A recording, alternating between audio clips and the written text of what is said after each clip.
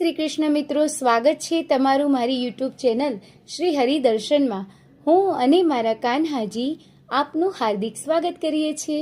મિત્રો, આજે પુરુષોત્તમ માસનો 5મો દિવસ અને 5મા દિવસની વાર્તા, જેનું નામ છે 4 ચકલીઓ.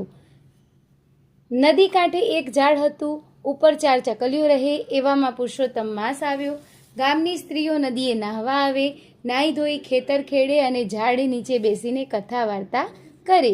બધી બહેનો સાંભળતી હતી અને ઘરડા ડોસીમાં વાત કરતા હતા. ડોસી કહે, પુરુષોત્તમ માસમાં જે નકોડા ઉપવાસ કરે તેને રાજાનું ઘર મળે, ધારણા પારણા કરે તેને નગરશેઠનું ઘર મળે, અને એકટાણું કરે તેને સાધારણ ઘર મળે, અને નિત્ય જવે તેને સાવ ગરીબનું ઘર મળે. આ વાર્તા ચકલીઓએ સાંભળી.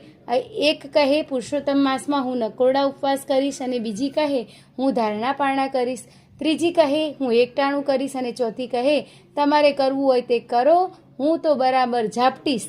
તમે ઉપવાસ કરશો એટલે મને વધારે ચણ મળશે. આપણે તો પ્રભુની મહેરની ખાવાની લહેર. તમે તમારે કરો ઉપવાસ. 4 ચકલીઓએ સૌની ઈચ્છા પ્રમાણે પુરુષોત્તમ માસ કર્યો. થોડા સમય વીત્યા ને 4 ચકલીઓ મરી ગઈ.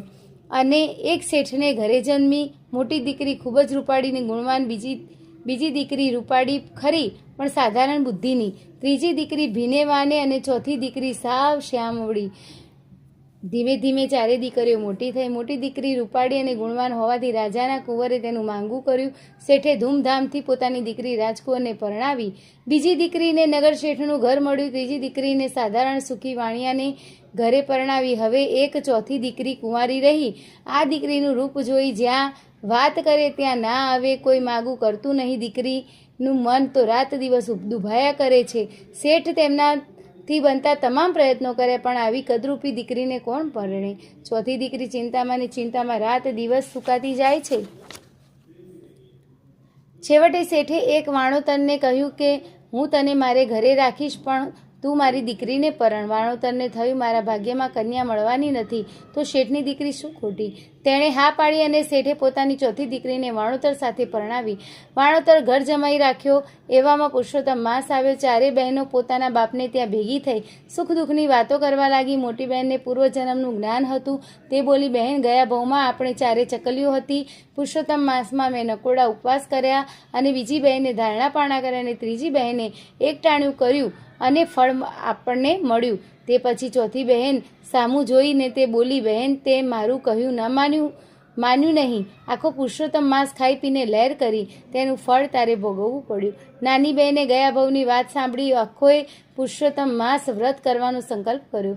તે ઉપવાસ કરે, નિત્ય નદીએ નાહવા જાય અને કથા વાર્તા સાંભળે. આમ પુરુષોત્તમ માસ પૂરો થયો. વાણોતરે પોતાના સસરા પાસેથી ઉછીના પૈસા લીધા અને નાની સરખી હાંડળી માંડી. તેના ભાગ્યનું પાંદડું ફર્યું. દિવસે દિવસે વેપાર વધવા લાગ્યો અને જોત જોતામાં ધનના ઢગલા થયા. નાની દીકરીને પુરુષોત્તમ માસ પડ્યો. હવે તેને કોઈને વાતનું દુઃખ ન રહ્યું. તેણે દ્રઢ નિશ્ચય કર્યો કે જીવીશ ત્યાં સુધી હું પુરુષોત્તમ માસ કરીશ જ. જય જય પુરુષોત્તમ રાય. મિત્રો, આ હતી 5મા દિવસની પુરુષોત્તમ માસની કથા. મિત્રો, કહેવાય છે કે તમે જેવા કર્મો કરો છો તેવું જ ફળ મળે છે. પુરુષોત્તમ ભગવાન, વિષ્ણુ ભગવાન, કૃષ્ણ ભગવાન, બધા નામ અલગ છે, ભગવાન એક જ છે, પણ ભગવાન એ ન્યાયી છે. અને ખરાબ કર્મો કરીએ તો ખરાબ ફળ મળે છે, સારા કર્મો કરીએ તો ભગવાન હંમેશા આપણું સારું કરે છે. બીજી એક વાત એમ છે કે જ્યારે આપણે ભગવાનની ભક્તિ કરીએ છીએ ત્યારે આપણને કોઈ ખરાબ કર્મ, ખરાબ વિચાર આપણા મન સુધી પહોંચતો નથી.